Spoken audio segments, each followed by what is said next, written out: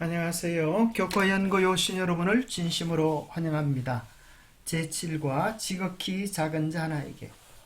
제7과는 그리스도께서 우리 안에 계실 때 우리가 어떤 성품을 가지고 어떻게 우리 주위의 지극히 작은 자에게 하나님의 사랑을 나타낼 것인가에 대하여 이야기해 주고 있습니다.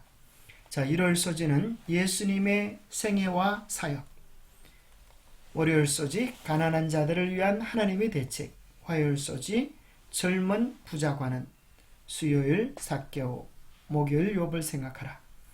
자, 예수님의 생애와 사역의 핵심은 가난한 자들을 위한 복음 선포였습니다. 예수님은 언제나 가난한 자들을 생각하시고 그들의 필요를 채워주시는 일에 적극적이셨습니다. 뿐만 아니라 구약 성경에 나타난 이스라엘의 제도 가운데 하나님께서는 가난한 자들과 불쌍한 자들을 깊이 배려해 주셨습니다. 하나님의 그 사랑을 정말한다면 하나님께서는 우리가 그 사랑을 나타내기를 원하십니다. 그런데 유망하고 젊은 한 청년이 하나님을 위하여 자신의 마음을 드릴 때 큰 일꾼으로 쓰여질 것이지만 이기심의 노예가 되어진 그 청년을 불쌍히 여기셔서 예수님께서 그 노예에서 해방시키기를 원하셨지만 부자 청년은 재물에 매여 슬픈 기색을 하고 떠나는 모습을 나타내고 예수님을 참으로 마음에 받아들인 삭개오는 그의 재물을 주님께서 명령하지도 않으셨지만 가난한 자와 불쌍한 자들을 위하여 나누어 주겠다고 이야기합니다. 욥은 하나님께서 보실 때에 참으로 경건하고 아름다운 삶을 살았는데 그는 가난하고 불쌍한 자들을 도와주기를 즐거워하고 있었습니다. 자, 기억절은 그때의 임금이 그 오른편에 있는 자들에게 이르시되 내 아버지께 복받을 자들이여 나와 장시로부터 너희를 위하여 예비된 나라를 상속하라. 마태복음 15장 34절. 자, 놀랍게도 마태복음 15장 34절에는 우리의 영원한 멸망과 구원이 우리 주위에 가난한 자들, 불쌍한 자들을 어떻게 대우하냐에 따라 달려있다고 선포해 주고 있습니다. 참된 구원과 멸망의 기준은 예수 그리스도를 개인의 구주로 영접하고 또 거절하냐에 달려있는 것 아닌가요? 물론 그렇습니다. 그러나 정말 예수 그리스도의 사람들은 예수 그리스도가 그들의 성품 속에 있어서 예수님의 성품을 나누어 주는 열매로 드러나게 될 것입니다. 토의 문제입니다. 1번, 지극히 작은 자에게 대하는 태도가 왜 중요할까요? 2번, 우리 안에 하나님의 사랑이 있다면 어떻게 표현될까요? 3번, 가난한 자를 돕는 것이 왜 우리의 운명을 결정하는 중대한 문제가 될까요? 한번 생각해 보시고 토의해 보시면 좋겠습니다. 자, 1월 소지 예수님의 생애와 사역. 이사야 41장에는 메시아의 도래에 대한 선포일 뿐 아니라 희년에 일어날 일에 대한 선포를 이렇게 기록합니다. 주 여호와 영이 내게 내리셨으니 이는 여호와께서 내게 기름을 부어사 가난한 자에게 아름다운 소식을 전하게 하려 하심이라. 메시아가 오시면 이런 일이 이루어지겠다라고 약속하셨는데 예수님께서 누가복음 4장 16절에 보면 나사렛에서 안식일에 회당에 들어가셔서 성경을 읽으실 때에 바로 이 구절을 읽으십니다. 메시아의 사업의 선포와 희년에 이루어질 사건에 대한 내용인 이사야서 61장의 말씀을 읽으시면서 주의 성령이 내게 임하셨으니 이는 가난한 자에게 복음을 전하게 하시려고라고 선포하셨습니다. 그가 진정한 메시아라면 그는 가난한 자들에 대한 지극한 사랑을 나타내실 것입니다. 침례의 요한이 주님을 위하여 복음을 전했는데 그는 감옥 속에 갇히게 됩니다. 그런데 예수님은 그를 도와줄 생각은 하지 않고 그의 사역에 늘 분주하신 것 같습니다. 요한은 궁금증이 생겼습니다. 정말 내가 목숨 바쳐야 할 만한 메시아인가? 아니면 내가 또 다른 일을 기다리는지 그것이 궁금하여 제자들을 예수님께 보냅니다. 예수님은 제자들에게 이렇게 이야기합니다. 너희가 가서 보고 들은 것을 요한에게 알리되 맹인이 보며 못 걷는 사람이 걸으며 나병 환자가 깨끗함을 받으며 귀 먹은 사람이 들으며 죽은 자가 살아나며 가난한 자에게 복음이 전파된다라. 침례 요한은 이 기별을 듣고 마음의 확신을 얻었습니다.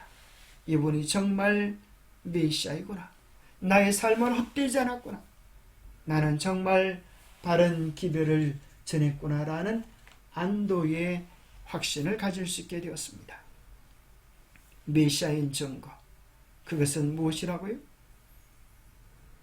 죽은 자를 살리는 놀라운 이적이 우리의 관심을 끄는 것처럼 보이지만 더 중요한 것은 가난한 자에게 복음을 전하시는 분이라고 하시는 것입니다.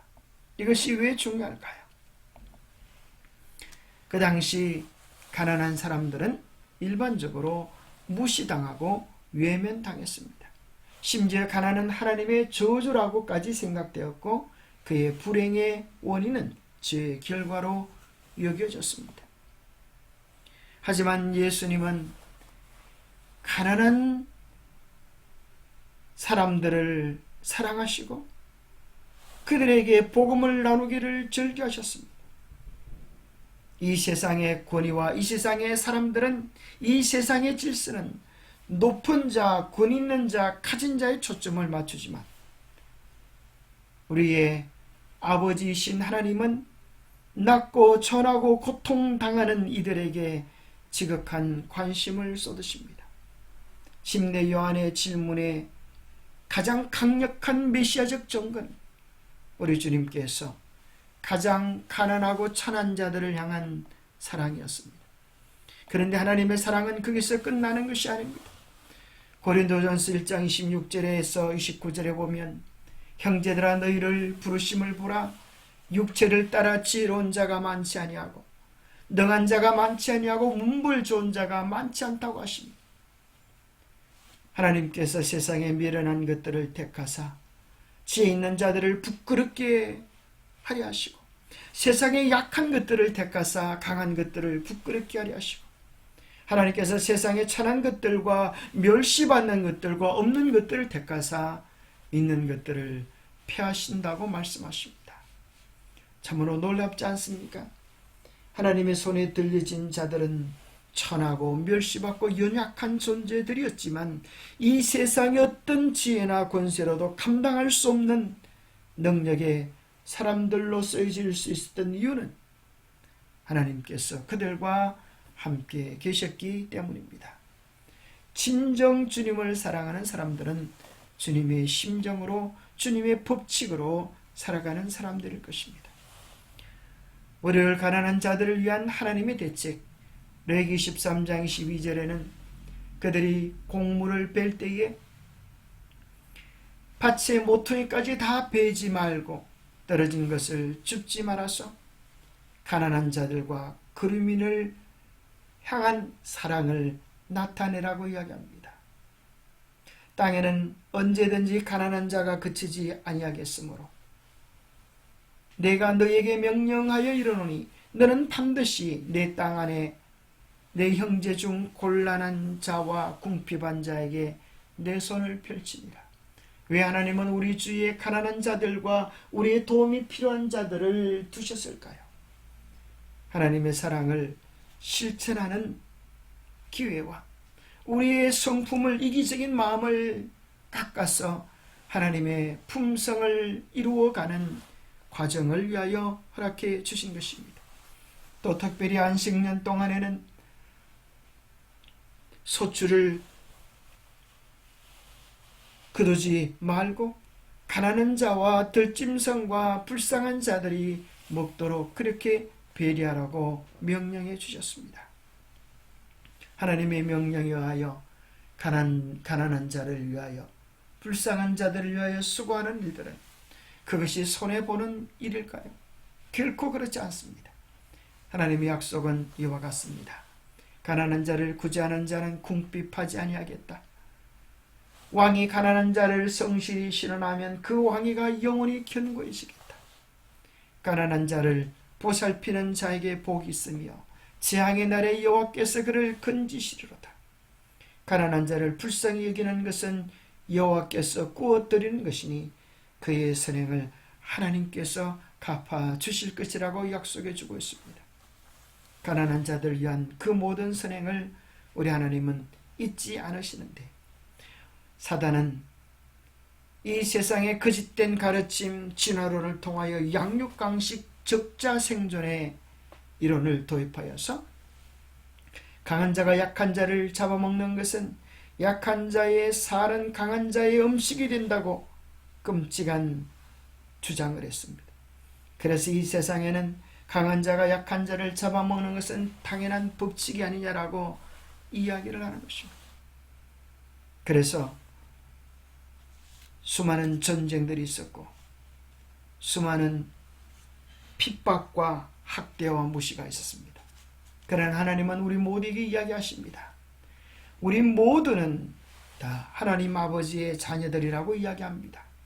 그래서 우리 모두는 결코 서로 경쟁하고 멸시하고 싸워야 할 존재가 아니라 서로 보살피며 사랑해야 할 존재라고 말씀해 줍니다. 사랑하지 아니하는 자는 하나님을 알지 못하나니 이는 하나님은 사랑이심이라. 하나님을 진정으로 사랑하는 자는 이 땅에서 그 사랑을 실천하며 사는 자일 것입니다. 화열소지한 젊은 부자 청년이 주님께 와서 내가 무슨 선한 일을 하여야 영생을 얻으리까라고 중대한 질문을 했습니다. 그때 주님은 생명에 들어가려면 계명들을 지키라고 하셨습니다. 이 청년은 내가 어려서부터 이 모든 것들을 다 지켰다고 이야기합니다. 주님은 그에게 내게 한 가지 부족한 것이 있는데 내가 온전하고 잘진데 내 소유를 팔아 가난한 자들에게 주라. 그리고 와서 나를 따르라고 명령하셨습니다. 예수님께서는 이 영혼을 귀하게 여기셨습니다. 하나님께 그의 마음을 드릴 때 귀하게 쓰여질 하나님의 일꾼이 그의 마음이 이 세상에 재물의 노예가 되어 있는 비참한 상황을 보시고 그 가운데서 건져주기를 원하셨습니다. 그에게는 부족한 것이 한 가지밖에 없었지만 그것은 대단히 중요한 요소였다. 그의 심령 속에 하나님의 사랑을 필요로 하였다. 이 부족은 보충되지 않으면 그에게 치명적인 것이 될 것인 바 이는 그의 온 성질이 부패하게 될 것이기 때문이다. 방종으로 말미암아 이기심은 더욱 굳어진다. 하나님의 사랑을 받기 위해서 자신을 최고로 사랑하는 그 마음을 포기해야만 하였다. 자신을 최고로 사랑하는 그 마음을 버리도록 하기 위하여 그것을 깨닫도록 하기 위하여 하나님은 그에게 한 문제를 주신 것입니다. 내 소유를 다 팔아 가난한 자들에게 주라. 그는 하나님을 사랑하고 이웃을 사랑한다고 하는 계명을 다 지키노라고 공언했지만 실제 주님의 명령을 순종하지 못하는 모습 속에서 그의 마음에 사랑이 조금도 없음을 실증해 줄 수밖에 없었습니다. 우리에게 결핍된 것은 무엇입니까? 우리 모두에게 결핍되어 있는 것은 부자 청년에게 결핍되었던 것과 별반 다를 바 없습니다. 우리에게 가장 큰 필요는 그리스도의 사랑입니다. 사랑은 경건의 기초이다. 사람이 말로는 아무리 공언한다 할지라도 자기의 형제들에 대해 이기심 없는 사랑을 갖지 않는다면 그 사람은 하나님께 대한 순진한 사랑을 가질 수 없다. 그러나 우리는 다른 사람을 사랑하려고 애쓰는 것만으로는 결코 이러한 정신을 가질 수 없다. 필요한 것은 그리스도의 사랑이 우리 마음 가운데 있어야 한다. 자아가 그리스도께 몰입될 때의 사랑은 저절로 생겨나게 된다. 그리스도인의 품성의 완성은 다른 사람을 돕고자 하는 생각이 마음속에 계속해서 일어날 때, 곧 하늘의 빛이 마음에 충만하고 얼굴에 나타날 때에 이루어진다. 우리의 품성의 완성이 어디 있다고요? 다른 사람을 돕고자 하는 마음이 계속적으로 일어날 때입니다. 그러한 일들이 어떻게 가능할까요? 우리의 마음속에 그리스도의 사랑이 있을 때, 자아가 그리스도께 몰입될 때, 자아는 죽고 그리스도께서 우리 안에 사실 때, 사랑은 절로 자연스럽게 우리 안에 피어나게 될 것입니다. 삭개오가 예수님을 만나고 그 사랑에 감동되었을 때, 그는 자원하는 심령으로 이렇게 고백했습니다. 주여 보시옵소서. 내 소유의 절반을 가난한 자들에게 주겠사오며 만일 누구의 것을 속여 빼앗은 일이 있으면 네 갑절이나 갚겠습니다. 예수님은 이제 재물에 놓여지고 이타적 사랑을 실천하려는 삭개오의 착한 마음을 보시고 오늘 구원이 이 집에 이르렀다라고 선포해 주셨습니다. 예수님께서 삭개오에게 무엇이라고 말씀하시는지 모르지만 가난한 자들에게 돈을 주겠다고 먼저 이야기한 것은 삭개오였습니다. 이와 반대로 부자 청년은 주님께서 먼저 나누어 주라고 구체적으로 말씀해 주셨습니다. 그러나 그는 재물의 노예가 되어서 그 부름을 거절했습니다. 삭개오는 재물과 자신에 대한 올바른 관계를 정립하고 있었습니다. 예수님께서 이렇게 말씀하셨습니다. 부자가 하나님 나라에 들어가는 것, 그것보다 낙타가 바늘기로 들어가는 것이 더 쉽겠다. 제 아들이 깜짝 놀라서 말했습니다. 그렇다면 누가 구원을 얻을 수 있겠습니까? 예수님께서 사람으로는 할 수 없으나 하나님으로서는 다 할 수 있는가. 바로 이 말씀이 삭개오를 통하여 성취되었습니다. 재물을 위하여 살던 사람이, 재물에 매였던 사람이 이제 자유함을 누리고 이기심의 사슬에서 벗어나서 이타적인 하나님의 사랑의 축복이 된 것입니다. 하나님께 칭찬받은 욥, 그의 아름다운 삶의 모습은 고난 가운데서 승리한 삶일 뿐 아니라 그의 삶 속에서 그리스도의 진정한 성품을 나타내고 살은 삶이었기 때문입니다. 그는 부르짖는 빈민과 도와줄 자 없는 과들을 건져내었고 망하게 된 자도 나를 위하여 복을 빌었으며 과부의 마음이 나로 말미암아 기뻐 노래하였다고 고백했습니다. 그는 맹인의 눈도 되고 다리 저는 사람의 발도 되고 빈궁한 자의 아버지도 되고 모르는 사람의 송사까지 돌아보아 주었다고 고백합니다. 우리는 그 모습 속에서 이웃을 향한 적극적인 사랑의 본을 발견하게 됩니다. 욥처럼 행동하라. 알지 못했던 것을 그는 찾아내었다. 사정을 알아보기 위한 여행을 통해 필요한 것을 알아내고 그것을 가장 잘 충족시켜 줄 수 있는 길을 연구하라. 더 깊은 연구를 위한 금요일 소재에 보면 이런 말씀이 있습니다. 그대가 그리스도께 속한 가난하고 고통받는 사람들에게 그대의 문을 열 때에 그대는 눈에 보이지 않는 천사들을 영접하는 것이다. 그대는 하늘 존재들의 동행을 청한다. 그들은 기쁨과 평화의 거룩한 분위기를 가져온다. 그들은 저희 입술에 찬양의 노래를 가지고 오며 화답하는 노래가 하늘에서 들린다. 자비스러운 모든 행동은 거기서 음악이 된다. 보좌에 앉으신 아버지께서는 이기심이 없는 일꾼들을 당신의 가장 귀중한 보물들 가운데 계수하신다.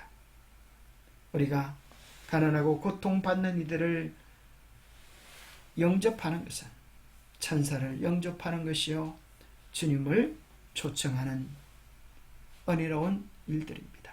우리의 삶에서 그 사랑이 실천되기를 축복합니다. 기도하겠습니다.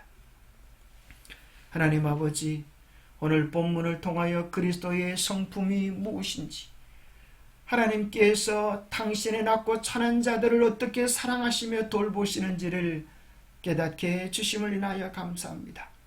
하나님의 사랑을 경험했던 이들은 한결같이 그 사랑을 나누어 주기 위하여 자신의 소중한 것을 기꺼이 하나님을 위하여, 이웃을 위하여 나누어 주기를 즐기했습니다.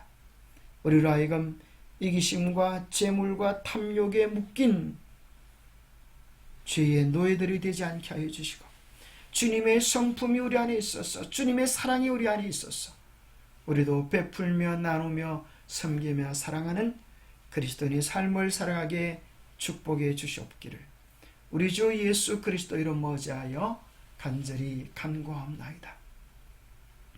우리가 그리스도인이 되었다고 하는 가장 큰 증거 중에 한 가지는 이타적 사랑을 실천하며 사는가입니다.